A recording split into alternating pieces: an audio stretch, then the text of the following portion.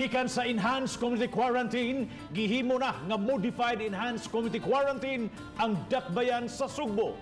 Base kini sa gipagawas nga hukom sa Interagency Task Force kon IATF.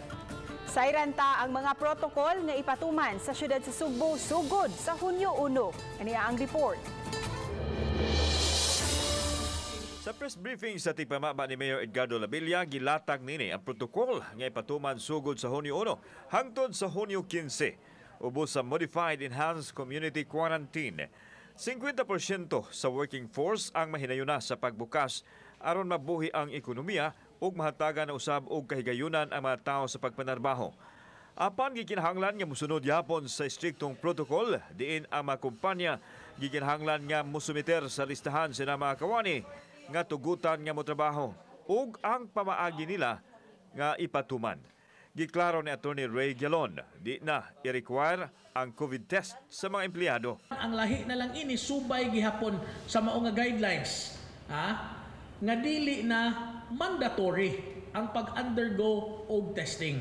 Apan gi-encourage na, of course, for the safety sa mga empleyado, for the safety sa mga employers, sa ilang tagsa-tagsa ka mga trabahoan, nga masiguro nila nga ang ilang mga kauban COVID-19 free. So gi-encourage na. Wa paghapoy padaganon nga public transportation apan adunay 200 ka mga bus ang ipwesto sa dakbayan nga kasakyan sa mga trabahante padung sa mga silingang dakbayan.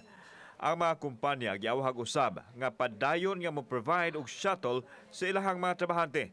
Company ID ug employment certificate lang ang gikinahanglan alang sa mga tagagawas sa syudad sa Sugbo nga motrabaho sa dakbayan. Samtang dili pa usab tugutan ang mga barbershop, parlors, gym ug ubang mga negosyo nga dunay physical contact.